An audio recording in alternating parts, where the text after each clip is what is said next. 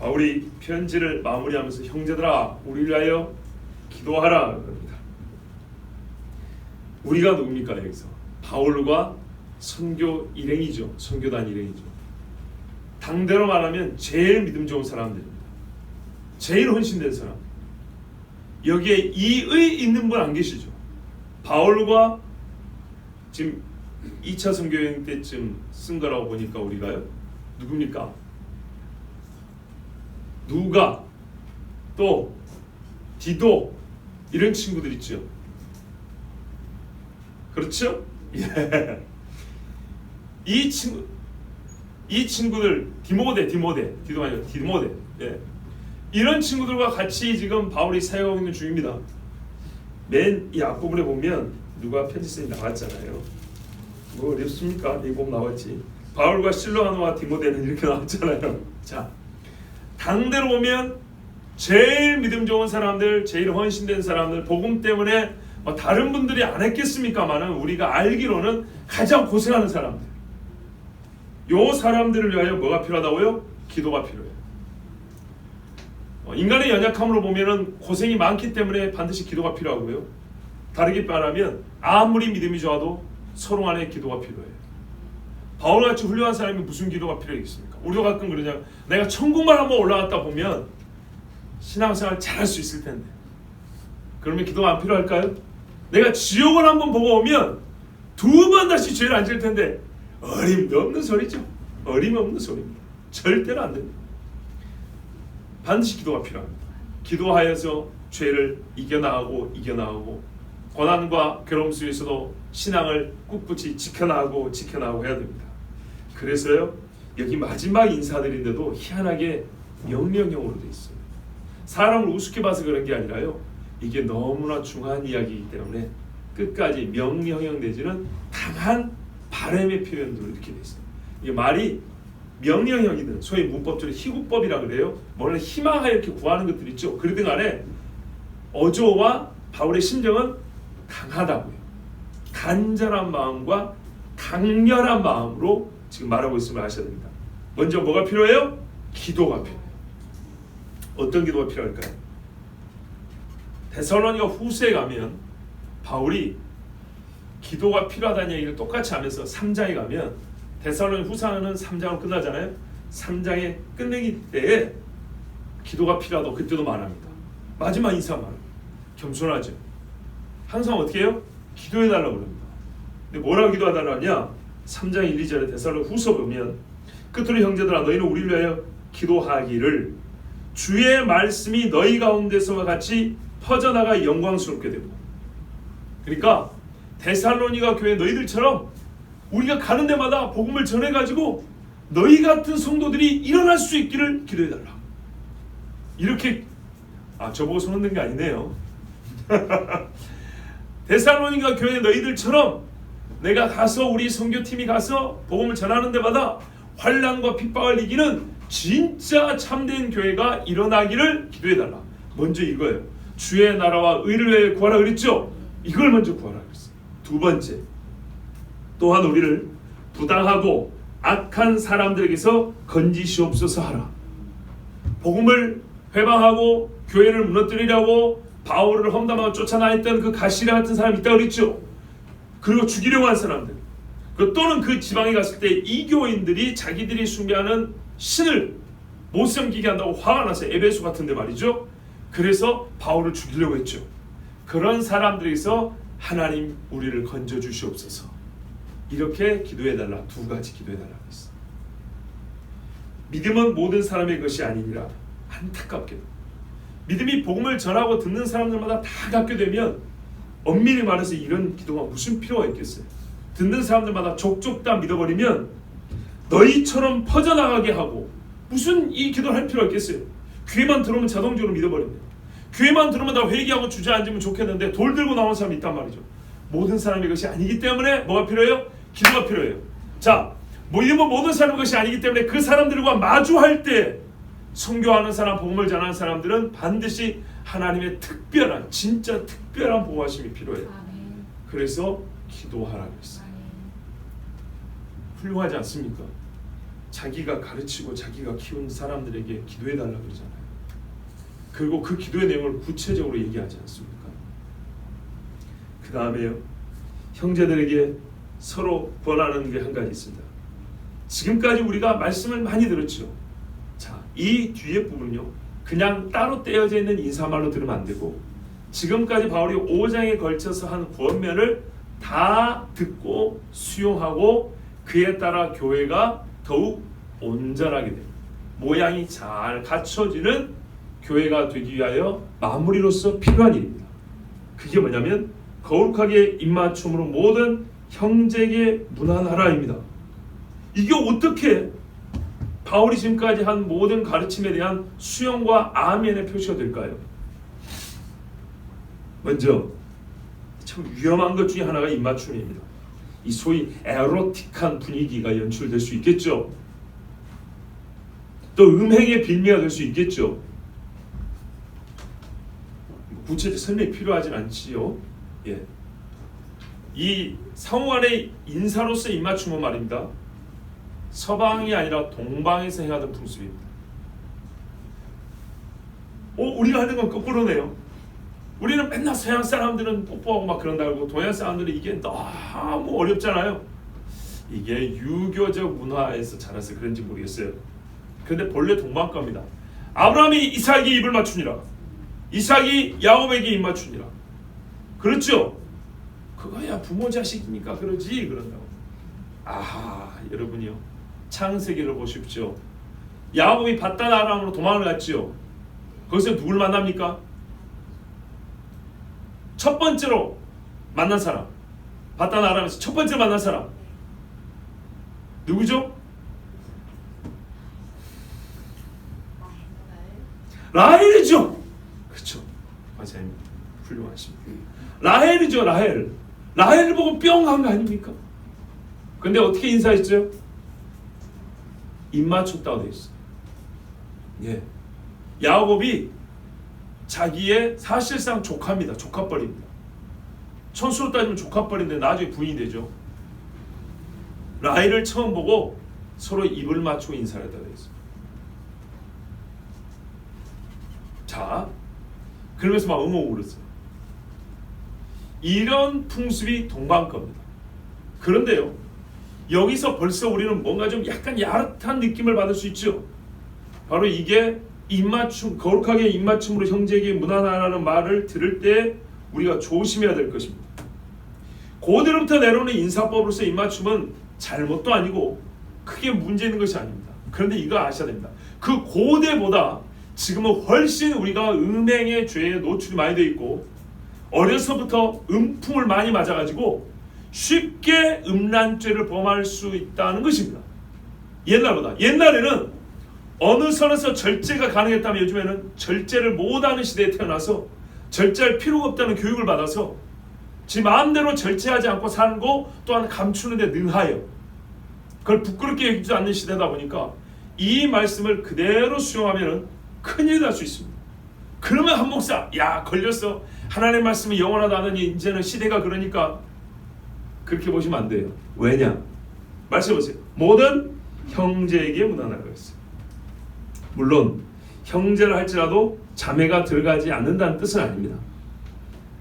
거룩하게 입맞춤에 여기서 우리의 뭡니까? 이 입맞춤의 한정적 조건, 제한선이 여기 있습니다. 그냥 입맞춤으로 모든 형제끼리 문안하라 하면 동방에서 해오던 고대 풍습, 요즘에는 더 음란한 마음을 가지고 이 풍습을 행한다는 빌미로 음란의 죄를 지을 수 있고, 인사할 때 입맞춤 오늘 좀 다르던데 나한테 뭐 마음이 있나, 이러면서 교회들까지 분명히 난리가 납니다. 바울이 그걸 모를까요? 잘 아는 사람입니다. 정말 잘 아는 사람입니다. 뭐라 합니까? 부부간에도 기도하는 일 외에는 각방 쓰지 말라고 가르친 사람이 바울입니다. 결혼도 안 해본 사람입니다. 몰라서 이렇게 말한 게 아닙니다. 알기 때문에 뭐라 그랬어요? 거룩하게 입맞추라고 그랬어요. 입맞춤이라는 것이 얼마나 우리에게 특별한 의미를 갖게 하며 사람을 죄로 빠지게 하는 미끄럼틀이 되는지 알기 때문에 거룩하게 입맞추라고 했어요. 그러면 문제는 이 거룩함이 뭐냐 이 말이죠. 예수 믿는 사람끼리 하는 입맞춤을 거룩한 입맞춤이라 할까요? 그것이 아닙니다. 예수 믿는 사람끼리 그냥 입맞추고 하면은 죄 진다니까요. 거룩함이란 예수를 믿는 사람이냐 예수를 안 믿는 사람의 문제 아니라 의도를 말하는 거죠. 목적과 의도를 말하는 겁니다. 어떤 의도로 입맞춤을 하느냐입니다. 분명히 여기는 하더라도 아주 가벼운 터치만 허용된다는 걸 알 수가 있습니다. 그리고 이 거룩함이라는 것은 말 그대로 거룩한 의도로 하기 때문에 매우 한정적 상황에서 허용이 된다는 것을 알 수 있습니다. 자, 이해가 되고 동의가 되시죠? 동의 안 됩니다. 집에서 너무 자주 하는 거로 동의가 안 됩니까? 이건 교회 이야기입니다. 교회에서 서로 입맞춤으로 인사를 하되 이것이 분명히 죄의 빌미가 될 수 있기 때문에 교회에서 할 때는 거룩한 입맞춤이 한다 그랬습니다. 그러면 거룩하다는 것은 거룩한 입맞춤으로 형제에게 하는데 거룩성을 말했기 때문에 형제가 하네 하더라도 어떤 제한된 조건이 있다 그런 뜻입니다. 그렇죠. 처음부터 교회 주는 말이에요. 처음부터 교회 주는데 거룩한이라는 단서를 달았다면 교인들끼리 하더라도 거룩함에 어울려야 된다는 얘기입니다. 그러면 그 거룩함이 뭐냐는 거죠. 직분을 말하는 것이 아니라 의도와 목적을 얘기하는 겁니다. 실제로 거룩함을 이루기 위한 목적으로 하라 그런 말입니다. 그럼 거룩함을 이루기 위한 목적이 무엇일까요? 도대체 우리가 어떤 일에 입맞춤을 하면 이게 거룩함을 위한 입맞춤을 할 수 있을까? 여러분 이제 최대한 한번 생각을 해보세요. 어떤 케이스일까?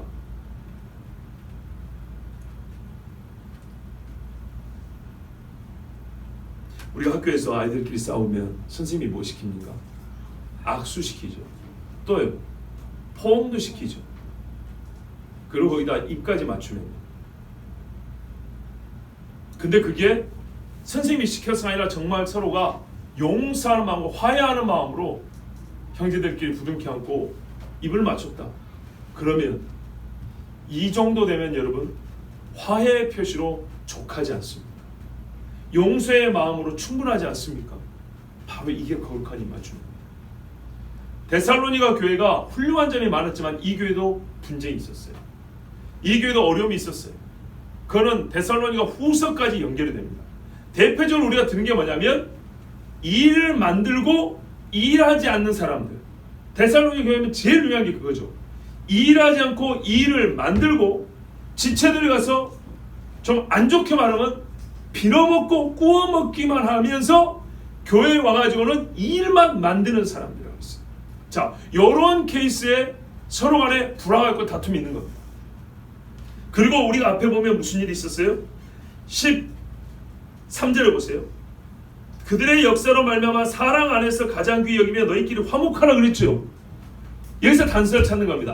뭔가 분쟁이 있었구나. 어떤 분쟁이죠? 12절에 형제들아 우리가 너희에게 구하노니 너희 가운데서 수고하고 주 안에서 너희를 다스리며 구원하는 자들 너희가 알고. 교회가 생긴 지 얼마 안 됐는데 교회가 커지다 보니까는 뭐가 필요해요? 봉사자가 필요해요. 직분자가 필요하다고요. 그 직분자가 세워졌을 때 어떻게 해요? 못된 사람들 또는 사회적 주의가 나보다 낮았는데 교회 안에서 사람들이 또 존경받는 사람이 되었을 때 지도자와 감동하는 자리에 섰을 때 어떻게 해요?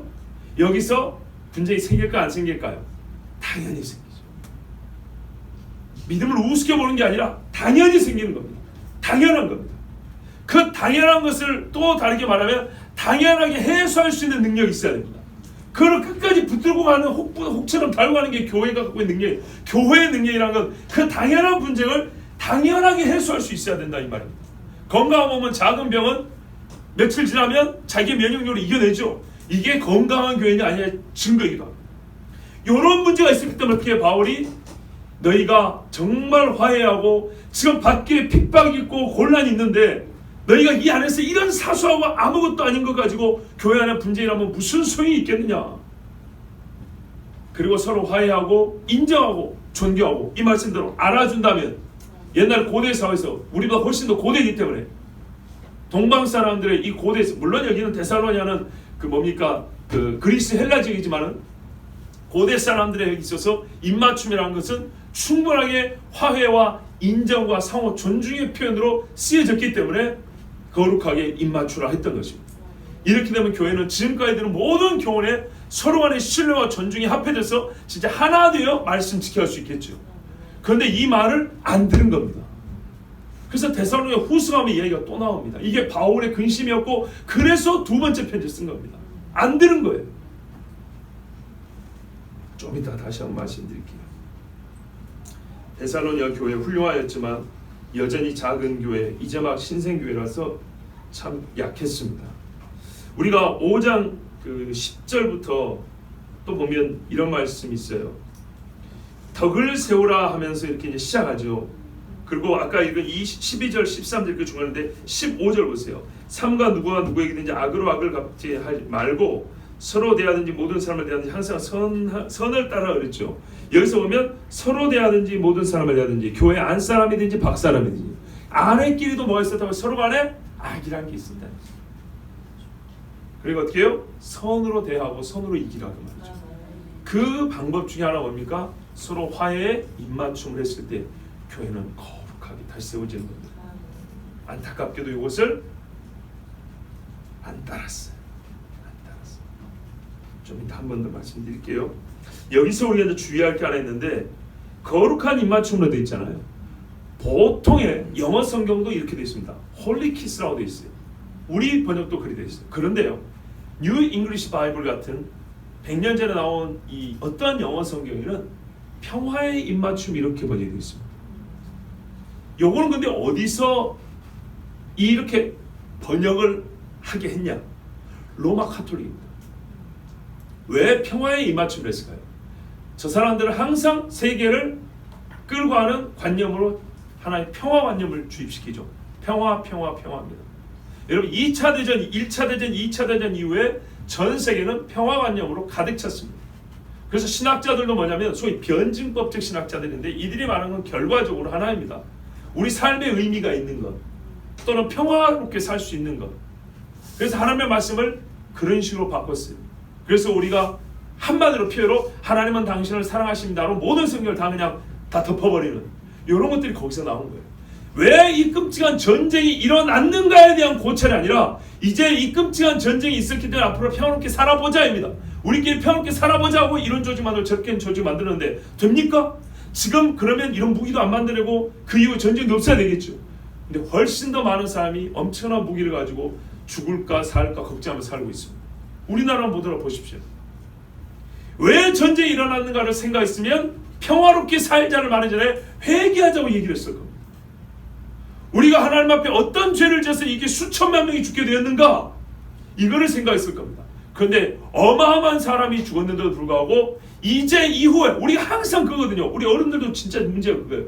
다음에 잘하면 되지 하고 앞으로 어떻게 잘할 것만 생각을 해. 여러분 이거는요 문제가 있는 가르침이에요. 왜 우리가 이 쓴물을 먹게 됐지? 왜 우리가 이렇게 이 지경이 되었을까를 반드시 생각해보자면 다음에 잘하는 방법을 어디서 배운다는 얘기입니까? 뭘 잘못인지 알아야 다음에 잘할 것 아닙니까? 그런데 이 세상의 마귀는요 이전에 우리가 이 사망으로밖에 이 사망의 열매를 먹을 수밖에 없었던 일의 원인에 대해서는 고찰하지 않았어요. 그냥 앞으로 서로 간에 조약을 맺고 싸우지 말자 이것이 문제라고 생각했어요. 여러분 평화롭게 살자고 말 외쳐도 되는 게 아니라 평화가 깨졌을 때 왜 깨졌는지 알아야 됩니다. 에덴 동산을 보세요. 다 깨지고 없어졌는데 앞으로 잘해보자 그게 됩니까? 안 됩니다. 노아의 방주 때도 보세요. 다 없애는데 안 되죠. 그럼 어떻게 해야 되죠? 다시 하나님께로. 참 누가 말하는지 너무 잘 맞. 다시 하나님께로. 다시 여호와께로 돌아가자. 지난 주일날 제가 깜빡 잊고 말씀 못 드렸는데 요한 1서 3장에 보면 8절 이후에 가인에 대해서 나와 있어요. 가인이 왜 범죄했느냐에 대해 원인이 나오는데 제가 그 설계 보충이기도 하고요. 항상 이 원인을 보는 게 중요하다고 그랬습니다. 그는 악한 자에게 속하여 이렇게 됐어요. 이제 뭔가 마지막 키가 맞는 것 같죠? 악한 자에게 속하였기 때문에 했어요. 속한 상태로 사는 거예요. 이걸 못 벗어나는 거예요. 악한 자들 그를 잘 지배해버리니까 그걸 못 이겼어요. 그래서 악을 행했다 이렇게 나와 있어요. 악한 자에게 속한. 그러니까 우리가 악한 자에게 속한 과거를 알지 못하면 절대로 성령의 지배를 받을 수가 없습니다. 예전에 불의의 병기로 살았던 때를 돌이켜보고 네가 어디서 떨어졌는지를 돌이켜 생각하여 회개하라. 이게 에베소 교회 주신 말씀 아닙니까? 이걸 생각 안 하니까 앞으로 잘해보자. 앞으로 잘하면 되지. 이제 평화롭게 살아보자. 안 되는 겁니다. 그런데 이 더러운 로마 카톨릭은 화평의 입맞춤이라고 번역을 했는데 이게 얼마나 진짜 반그리스도적이고 반성경적이냐. 성경에 이런 짓을 한 사람이 다 살인자였어요. 예컨대 압살롬을 보세요.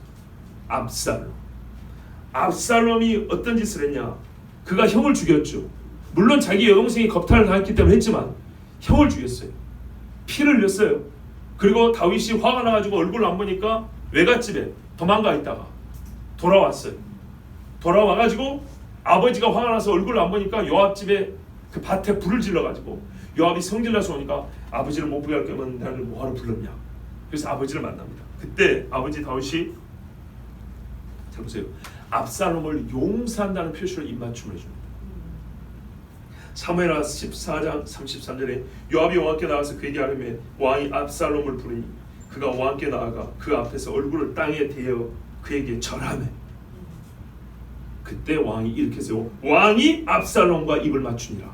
그래서 압살롬은 이제 자유롭게 평화롭게 돌아다녔어요. 성경에 있잖아요. 하나님의 진리와 정의가 입맞춘다고 했어요. 네. 시편에 나온 말씀. 이게 완전히 하나 되는 겁니다. 하나님의 뜻이 하늘에서 같이 땅에서도 이루어지. 네? 왕이 다윗은 예수 그리스도를 상징하는 사람이기도 하죠. 다윗이 죄인에게 입을 맞춰주니 이거 어떻게 해요? 이 죄인은 자유롭게 됐어요. 근데 문제는 갈라디아서에 말합니까? 형제들아 너희가 이 자유를 위하여 부르심을 입었으니 다시는 종의 멍에를 매지 마라 그랬죠. 근데 압살롬은 이 자유를 가지고 갈라디아서 5장 13절에 경고한 바 그러나 이 자유를 가지고 육체의 기회를 삼지 말라 그랬는데 압살롬은 육체의 기회를 삼아서 4년 동안이나 사람들의 마음을 도둑질했죠. 도둑질한 방법이 뭔지 아십니까? 자기가 받은 은혜의 방식을 그대로 따랐어요. 사람들이 왕 다윗에게 소송을 재판받으러 옵니다. 그때 성문에 미리 새벽부터 나와가지고 기다립니다. 사무엘하 15장 3절 6절을 보시면 압살롬이 그에게 이르기를 소송 걸러 온 사람들에게 보라 내 일이 옳고 바르다마는 내 송사를 들을 사람을 왕께서 세우지 아니하셨다. 잘했건 못했건 무조건 자기 편 만들려고 내가 보기에는 네가 오라. 내가 보기에는 네가 오라. 이래놓고 나서 말하래요. 네 재판할 사람을 참 좋은 사람을 뽑았는데 우리 아버지가 그런 사람을 못 뽑았어. 그럼 이 사람이 가서 재판 어떻게 지고 오면 누구 탓을 할까요? 다윗 탓을 하겠죠. 자 이렇게 자기 편을 들어주니까 이 사람 기분이 좋을까요? 안 좋을까요? 좋죠. 그것도 왕자잖아요. 잘생긴 왕자가 와가지고 자기 편을 들어주니까 너무 기분이 좋죠. 그래서 어떻게 했냐면 절을 했어요.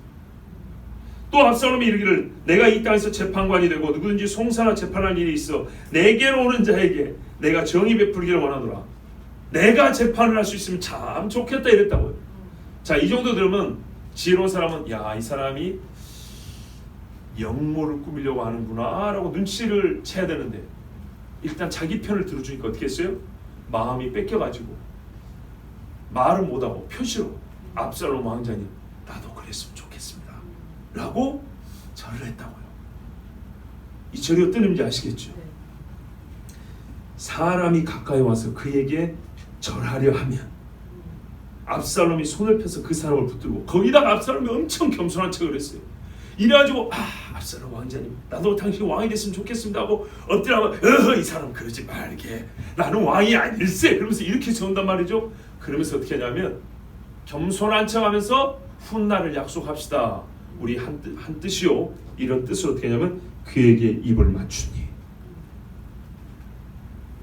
이스라엘 무리 중에 왕께 재판을 청하러 오는 자들마다 압살롬의 행함이 이와 같아서 이스라엘 사람의 마음을 압살롬이 훔치니라.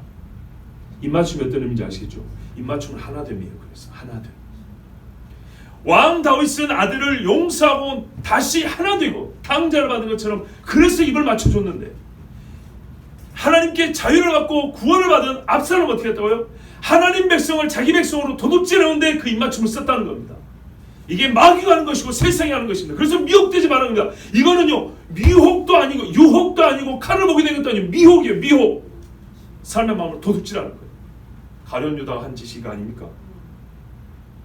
나중에 적그리스도가 그렇게 할 겁니다. 세상 사람들 내가 먹을 걸 줄게. 내가 평화를 줄게. 평화의 언약을 맺은다 그랬죠. 사람들이 뭐라 그랬어요? 저 사람이면 반드시 평화를 이룰 거야. 두 번 다시 전쟁을 안 할 거야. 세계적 조약입니다. 그것도 어디 있어요? 가장 이 땅의 제일 뜨거운 곳 예루살렘, 이스라엘에서 상징적인 그곳에서 조약을 맺어버리면 누가 그 사람을 쫓지 않겠습니까? 그래서 미혹이 되는 겁니다. 조심하십시오. 이 입맞춤은 주께서 거룩한 입맞춤일 때는 용서와 자유와 성호, 존중과 하나됨의 입맞춤이지만 그렇지 않은 입맞춤은 1차적으로 음행의 빌미가 되고 끝에 가서는 적그리스도에 굴복하는 그 압살롬에게 무릎 꿇는 입맞춤이 됩니다. 그런데 그것을 가능하게 하려고 성경 번역 자체를 어떻게 해요? 평화의 입맞춤 이렇게 바꿔놨다고요. 속지 마세요. 절대로 속지 마세요. 어떤 번역은 평화로 되어 있는데요 목사님? 그러면은 지혜 없는 목사는 뭐라 그래요? 예, 둘 다 맞습니다. 진짜 뒷골을 잡을 말입니다. 절대로 따라하면 안 됩니다. 내가 주를 힘입어 너희를 명하노니 모든 형제에게 이 편지를 읽어주라. 여기에 하나가 또 빠진 게 있습니다.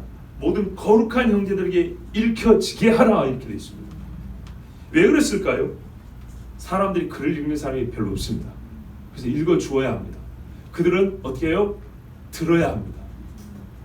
예, 무슨 말이냐면 나는 글 모르니까 글 읽는 당신이나 읽으셔 이러면 안 된다는 거야. 읽혀지게 해야 돼요. 모아놓고 다 들어야 된다는 거예요. 왜 이렇게 말했을까요? 모든 거룩한 형제들이 다 들어야 한다. 거룩한 사람들 사이에 문제가 있어서 한 사람도 빼고 들으면 안 되니까. 그래서 다 들어간 겁니다. 아까 말씀드렸던 왜 입맞춤이 필요하냐, 이미 맨날 만나서 인사하는 교인들끼리 그 입맞춤의 필요를 여기서 다시 한번 봅니다. 데살로니 후서 아까 말씀드렸는데 한번 잠깐 찾아보겠습니다. 후서 3장 6절에서 15절입니다. 데살로니 후서 3장 6절에서 15절 보시면, 형제들아 우리 주 예수 그리스도의 이름으로 너희를 명하노니, 이것도 마지막 인사말에 속하죠. 게으르게 행하고 우리에게서 받은 전통대로 행하지 아니하는 모든 형제에게서 떠나라. 이제는 말을 안 들으니까 좀 더 강하게 얘기합니다. 어떻게 우리를 본받아야 할지를 너희가 스스로 아나니 우리가 너희 가운데서 무질서하게 행하지 아니하며. 그러니까 데살로니가 사람들에게는 바울 일행은 이방인입니다. 그렇죠, 낯선 사람들입니다. 그런데 낯선 사람들이 데살로니가 지방에 갔을 때 함부로 행하지 아니하고 이 사람들의 연약함에 맞춰서 질서 있게 행하고 그들을 혼란스럽게 하지 않았습니다. 혼란을 주지 않았습니다. 그런데 이 귀한 모범을 보여줬는데도 무질서하고 교회를 어지럽히는 사람이 있었어요. 누구에게서든지 음식을 값없이 먹지 않고 오직 수고하고 애써 주야로 일함은 너희 아무에게도 폐를 끼치지 아니하리 함이니. 예, 어떤 경우는 베풀 수도 있고 어떤 경우는 베품을 받을 수도 있습니다. 근데 말씀드린 대로 바울은 사역자의 최상위에 속하는 최고 수준의 모범을 보이기로 처음부터 작정한 사람이기 때문에 그는 얻어먹어도 되는데 본인이 힘써서 이랬다고 그랬습니다. 그렇다고 항상 그랬던 건 아닙니다. 도와준 사람 분명히 있어요. 루디아 집에 있었잖아요. 나손의 집에도 있고 또 누굽니까? 그 브리스길라가 공개했고, 예, 이런 대접도 받았지만 기본적으로 바울은 항상 자기 손을 수고했습니다. 이것이 모범 중에 하나였습니다. 우리에게 권리가 없는 것이 아니요 오직 스스로 너에게 본을 보여 우리를 본받게 하려 함이니라. 그런데 이 귀한 본이 사람들에게 받아들이지 않았다는 겁니다. 우리가 너희와 함께 있을 때도 너희에게 명하기를 누구든지 일하기 싫어하거든 먹지도 말게 하라 하였더니 우리가 들은즉, 보세요, 여기까지 와도 아직 들어보니까 변하지 않냐고. 너희 가운데 게으르게 행하여 도무지 일하지 않냐고 일을 만들기만 하는 자들이 있다 하니 이런 자들에게 우리가 명하고 주 예수 그리스도 안에서 권하기를 조용히 일하여 자기 양식을 먹으라 하노라. 형제들아 너희는 선을 행하다가 낙심하지 말라. 누가 이 편지한 우리 말을 순종하지 아니하거든 그 사람을 지목하여 사귀지 말고 그로 하여금 부끄럽게 하라. 얼마나 무섭습니까? 그러나 원수와 같이 생각하지, 형제같이 뭐가 빠졌죠. 그렇죠. 원수와 같이 생각하지 말고 형제같이 권면하라.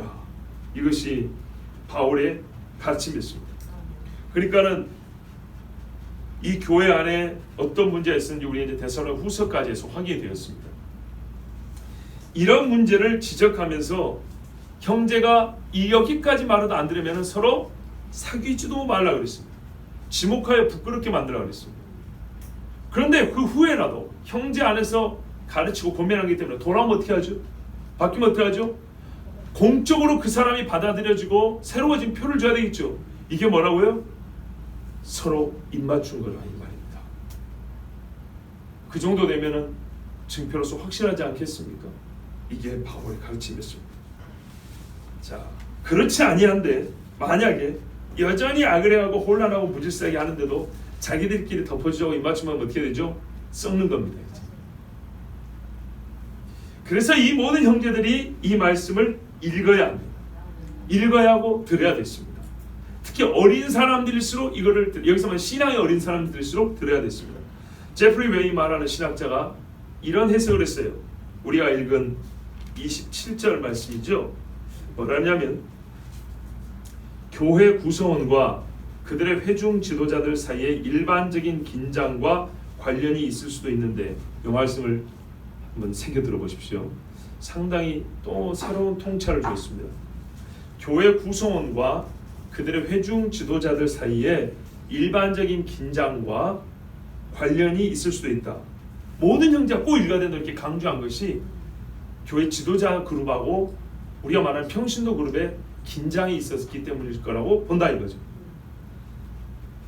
이는 설령 올바른 영으로 실행한다 해도 지도자들이 구성원을 다스리고 구원하는 일들이 얼마나 쉽게 분노나 쓰라림의 감정으로 끝날 수 있는가를 상상하기란 어렵지 않기 때문이다. 무슨 말이냐 하면 지도자가 옳고 분별력 있는 가르침을 준다 할지라도 받는 사람이 아주 악하고 마음이 삐뚤어져 있다 하지 않더라도 기본적으로 권면과 훈계는 사람과 사람 사이에 불쾌감과 긴장을 일으킨다는 매우 상식적인 우리의 경험치에 비추어 보더라도 어느 정도의 이 지금 칭찬과 훈계와 책망이 같이 있잖아요. 그리고 또 교회에서 지도자들 사이도 그게 있을 거 아닙니까? 이런 일반적인 경험치에 의해서 할지라도 이와 같은 권면이 더 주어져야 될 필요가 있다 그 말입니다. 아시겠죠? 이게 때로는 권면하는 입장에서 상대가 조금 이거를 시원하게 아멘하지 아니하고 조금 이 서로 간의 미묘한 긴장 관계 속에서 듣는다 할지라도 그 이상한 것도 아니고 그런 것들을 봤을 때 우리가 지나치게 상처받았다. 야, 저 사람 목사님 뭐라고 상처받았어. 장로님 한마디에 저 집사 오늘 삐쳤네. 이러지 마시라는 거예요. 이건 오히려 우리가 말로 문제를 일으키는 거예요. 약간의 불쾌감과 약간의 긴장감은 자연스러운 거예요. 맞지 않습니까? 그 정도는요 하루 지나면 괜찮아져요. 그 정도는 약간의 불쾌감은 좀 있다가 차 한잔 마시고 바람 한번 쐬고 들어오면 괜찮아져요. 아무 문제 없어요. 그런데 그거를 중간에 부심을 만든다고요. 이게 성경이 뭐냐면 여인들이 이집저집 다니면서 말을 만든다고 하는 거예요. 특히 여성분들 조심하셔야 돼요. 예. 오늘 교회에서 뭐 하나 봤어. 그거 가지고 그냥 신방 다니면서 이집저집 갖고 한 바퀴 일주일 있다 돌아오면 하루 만에 없어질 이야기가 일주일 있다 이만큼 불어갖고 와.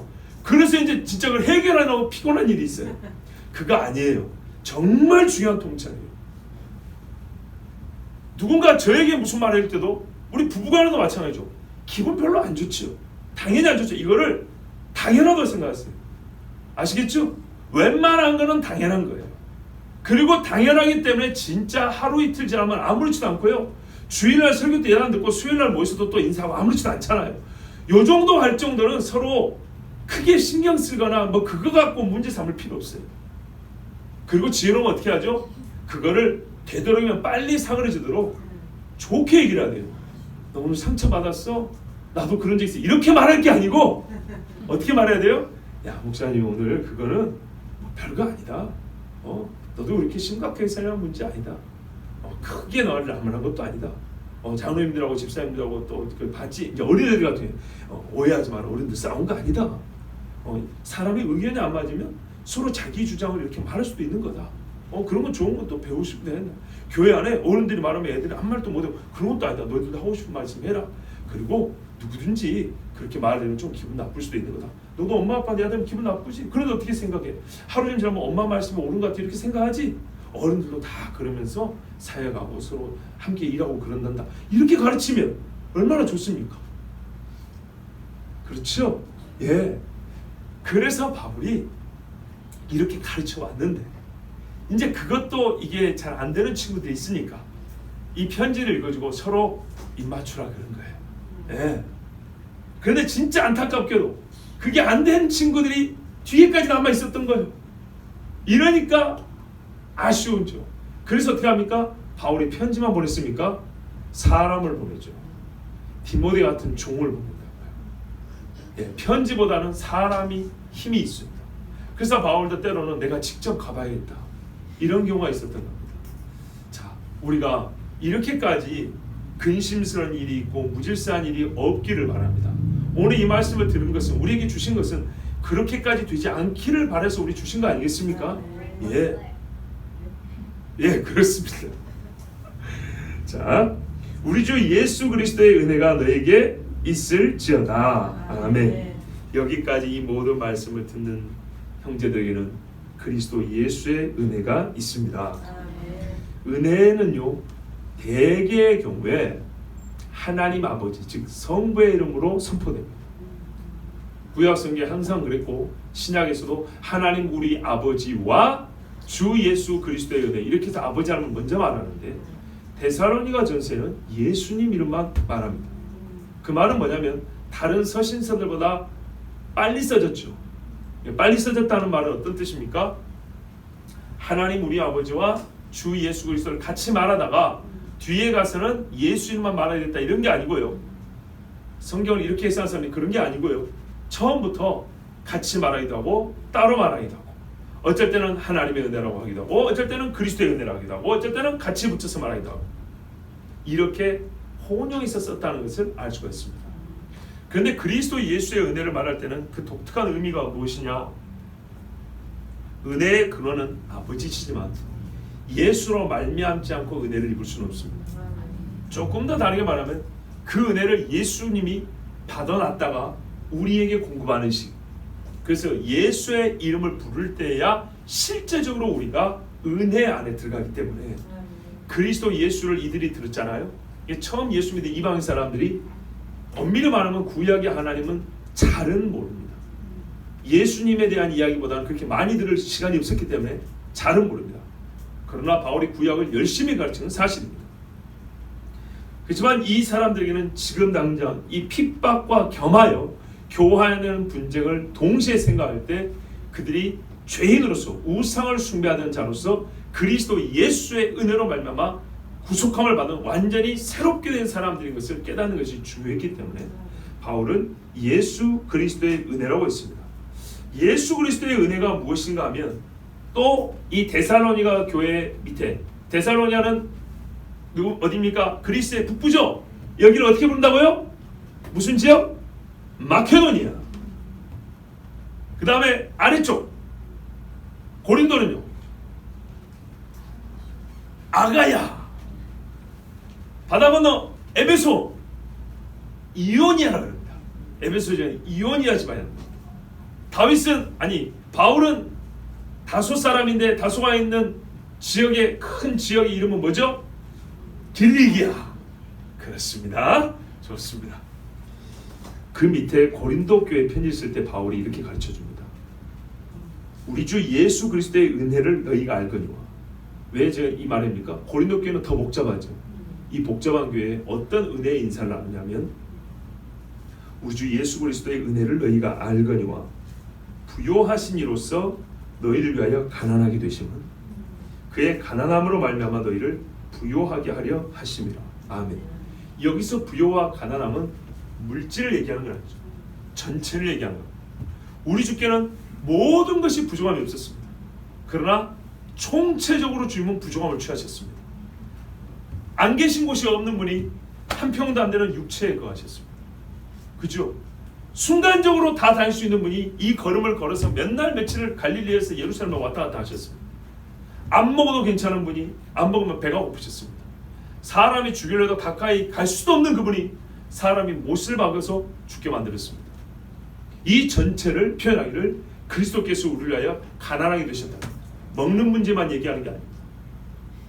우리를 위하여 가난하게 되심은 그가 그의 가난함으로 말미암아 우리를 부유하게 하려 하심이라 그랬어요. 이것이 그리스도의 은혜입니다. 그러면 그리스도의 은혜가 너희와 함께 있을지어다 했으니까 뭐죠? 너희가 얼마나 가난한 자로서 지금 그리스도로 말미암아 부유한 자가 되었는가. 이 은혜를 생각하면은 지금 이 사소한 문제로 너희끼리 자존심 싸움하고 다투고 할 것이 아니다 이거죠. 주의 거룩한 입맞춤이 너에게 맞춰져서 그의 부요함이 나의 부요함이 되고 나의 가난함은 그의 가난함이 되지 않았냐 이 말이죠. 그러니까 너희가 정말 주와 입맞춤으로 부요하게 된 자로서 어떻게 하면 되겠냐?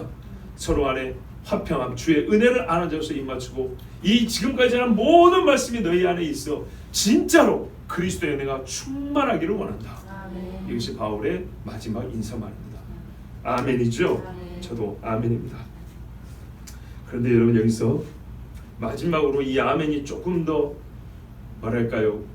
이 조금 더가 아니고 조금 더 악한 자들에게 악을 행할 빌미를 주지 않기 위해서 제가 한 구절만 더 보고 싶습니다. 로마서 16장 4절을 한번 보십시오. 24절. 로마서 16장 24절.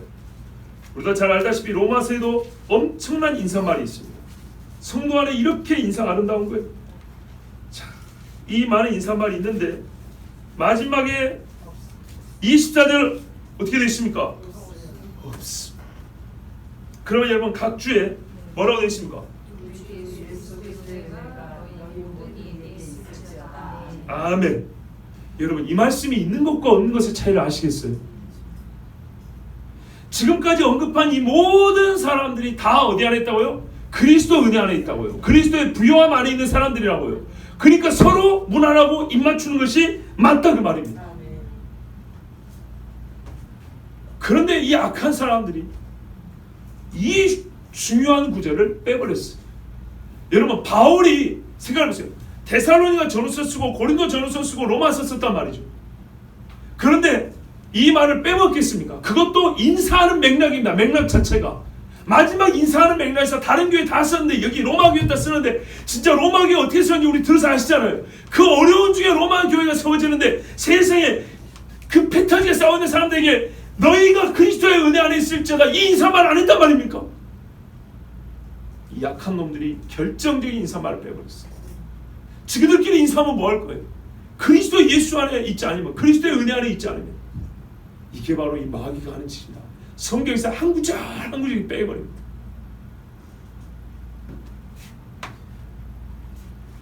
또한 우리는 마지막으로 그러니까 이 말씀이 있다 그 말입니다. 예, 있어야 그래야 온전해집니다. 이 인사.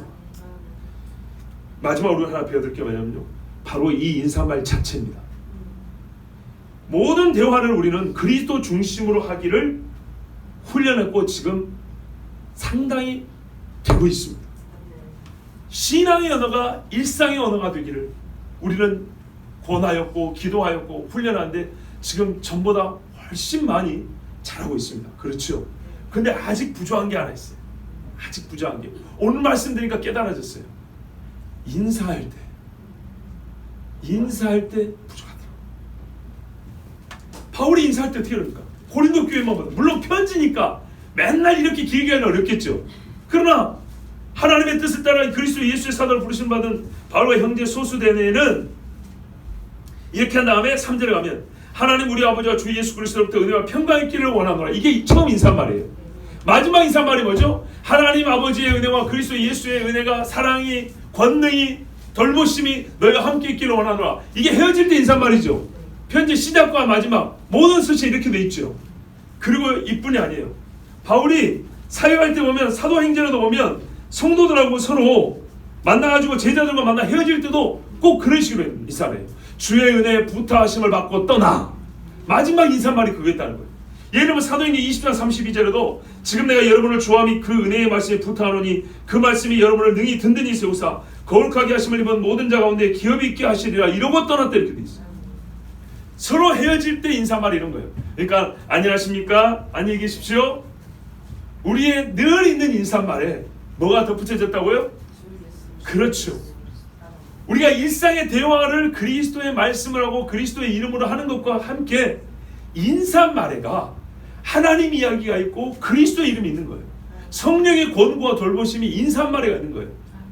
이렇게 초대교회 사람들이 인사를 했다는 거예요. 우와, 우리가 이제 배워야겠죠. 배울 필요가 있어요. 한번 해볼까요?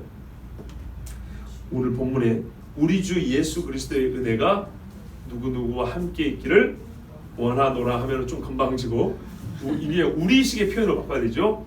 원합니다. 또는 어른이 아주 어린아이 할 때는 있을지어다 이러면서 머리 한번 쓰다듬어도 되겠죠. 자, 우리 서로 한번 해볼게요. 가까운 분들 한번 워낙에 안 해봐가지고 좀 어색하긴 합니다. 그런데 해봐야죠. 우리가 지금 저번에 사도행전 배우고 선교사 파송해서 기도하고 그러지 않았습니까? 말씀대로 해봐야죠. 그러면 여러분 가까워질까요? 멀어질까요? 가까워집니다. 근데 우리가 폐단이 있었어요. 뭐냐면 목사님들이 설교할 때 분위기가 좀 어색한 거를 어떻게 좀 해결해 보려고 그냥 이 인사 저 인사 너무 많이 시켜가지고 설교 한 번 하는데 인사 한 4-5번 하는 경우 있죠. 그것도 매 시간마다. 이거는 진짜 귀한 인사를 너무 가치를 떨어뜨리는 거였어요. 근데 그런 거 말고 정말 우리가 살면서 앞으로는요, 때로 한 번씩은 신앙적인 인사를 한번 해보자고요. 안녕하셨습니까? 를 넘어서 하나님께서 함께 하신 줄 믿습니다. 아이고, 걱정하지 마세요. 가시는 길 평안하시고 성령께서 돌봐줄 줄 믿습니다. 이런 식의 인사말 우리가 이제 안 해봤기 때문에 좀 솔직히 어색하잖아요. 하나씩 조금씩 이렇게 해가지고 그렇게 인사하면 얼마나 좋겠습니까? 우리 한번 오늘 말씀대로 서로 해보겠습니다. 우리 주 예수 그리스도의 은혜가 하고 서로 향하여 인사합니다. 시작. 우리 주 예수 그리스도의 은혜가 성도 여러분과 함께 있기를 원합니다. 아멘. 그래요. 아멘. 그래, 너무 길었죠? 감사합니다. 지난 주일 오후에 임경근 목사님 오셨잖아요. 그분이요, 제가 여러 번의 강사를 우리가 모셨는데 제가 정말 확실하게 느낀 게 하나 있었어요. 이 목사님이 우리 교회를 부러워하더라고요. 우리 교회를 부러워하고 좁게 말하면 저를 부러워하더라고요.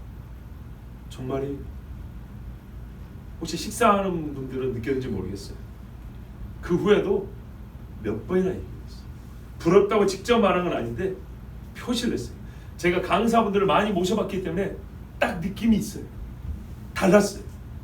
확실히 부러웠어요. 그래서 제가 약간 의아했죠. 이분은 가정사역하는 분이잖아요. 그럼 일반 교회하고는 조금 형태가 다른 목회 방식이잖아요.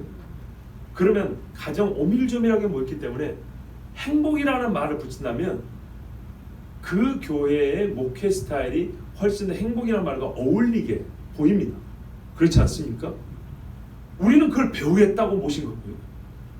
그런데 우리가 그 목사님과 함께 한 거는 단 1시간, 물론 시간은 60분은 아니었지만 1시간 예배밖에 없습니다. 근데 그분이 몇 번이나 반복해서 뭐라고 말했냐면, 제가 부럽다는 걸 어떻게 알았냐면 3번, 4번 반복을 했는데 참 행복하시겠어요. 정말 행복하시겠어요. 목사님 정말 행복한 목회하신다. 저한테도 같이 밥 먹는 사람 되고 또 홍준님 따로 자고 또 이야기하고 몇 번을 반복을 했어요. 한 2번 듣는 순간 딱 깨달았어요. 이 목사님이 정말 부러워하는구나.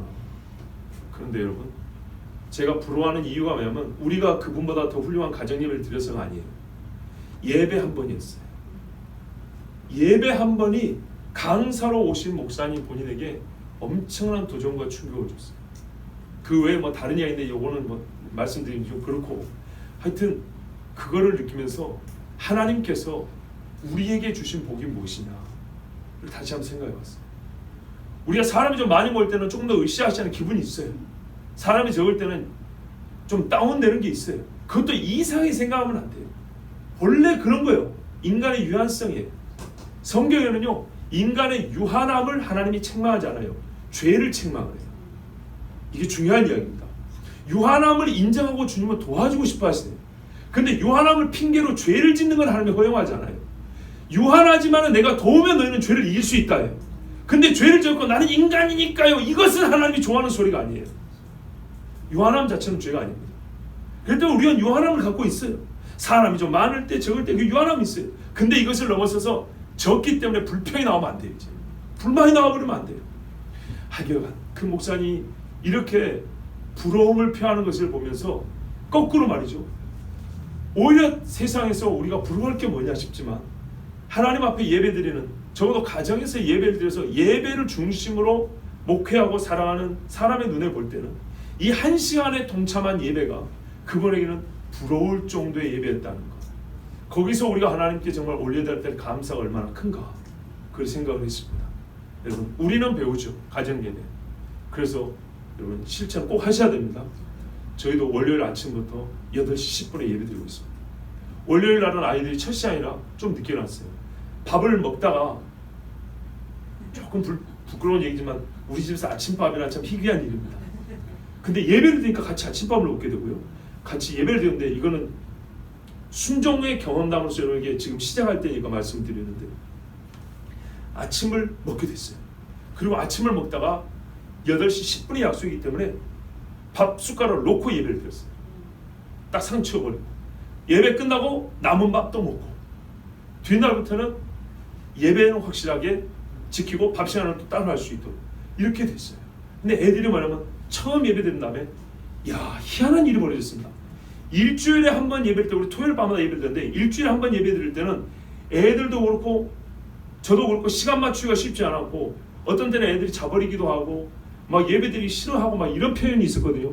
근데 정말 놀라운 일이 났어요. 매일 예배 드리니까 아이들이 뭐냐면 내일 아침이 기대돼요라는 말을 했어요. 희한한 일이죠. 맞아요, 여러분. 우리가 더하면 더 힘들어서 안 될 것 같은데 더하면 하나님이 힘을 주셔가지고 얼마나 놀라운지 몰라요. 정말입니다. 자, 그 목사님이 우리 교회를 부러워하고 갔기 때문에 나는 그 목사님한테 배울 것이 없고, 당신이 나한테 배우고 당신이 우리한테 뭘 얻어가고 그런 것입니까? 아니죠. 우리 마음은 그러면 안 돼요. 목사님이 우리를 부러워했다는 것은 우리는 감사할 제목을 받고, 대신에 우리는 어떻게 해요? 그가 부럽다고 했으니까 나는 뭐 배울 필요가 없다 이렇게 만들고요. 나는 나대로 배워야 되는 거죠. 예, 나는 나대로 배우는 것이, 그 목사님이 지금 자기 교회에서 뭘 어떻게 하든지 간에 우리에게 분명히 가르쳐준 것은 훌륭한 신앙인들은 하루에 3번도 예배했다더라. 얼마나 참 놀랍습니까? 우리가 한 번이라도 예배해야 된다고 말을 듣고 우리가 아멘 했으면 하자고 말입니다. 예, 적어도 그런 것은 있습니다. 제 자신도 신앙생활 하면서 어떤 거는 나이가 들고 좀 경험이 더해가면서 알게 모르게, 정말 어떤 건 알고 어떤 거는 모르게 교만해질 수가 있습니다. 예, 그렇지만은 감사하게도 아직까지 하나님께서는요, 들으면 바로 순종해야 된다는 거룩한 부담감을 주시고, 그것을 부담감으로 느낄 수 있는 마음은 아직까지는 없어지지 않았습니다. 여러분, 하나님께서 우리에게 주신 말씀이 있으면 작든 크든 말 그대로 유한합니다. 우리는 연약합니다. 연약함 안에서 시작을 해보세요. 시작을 하면 하나님이 힘을 주시고 하나님이 역사하십니다. 우리의 인사말도 그렇고요, 우리의 거룩하게 입맞춤도 그렇고요. 그래서 되도록이면 동성끼리 하는 겁니다. 이거는 동성끼리 하는 건데, 솔직히 우리 집 애들이 벌써 입맞춤할 때 좀 벌써 커가지고 좀 어색하거든요. 이게 정말 어색하지만 진짜 결정적인 순간에는 이것이 하나님이 우리에게 주신 교회 하나됨의 방법이기도 합니다. 하나님 주신 것 중에 버릴 것이 무엇이 있습니까? 하나님은 다 우리를 위하여 주시고 하나님의 사람으로 온전하게 하시며 교회를 교회답게 하시려고 주셨으니 오늘 말씀 들으시고 아멘으로 순종하십시오. 하나님의 은혜와 복이 넘칠 줄로 믿습니다. 우리 함께 이 시간에 기도합니다.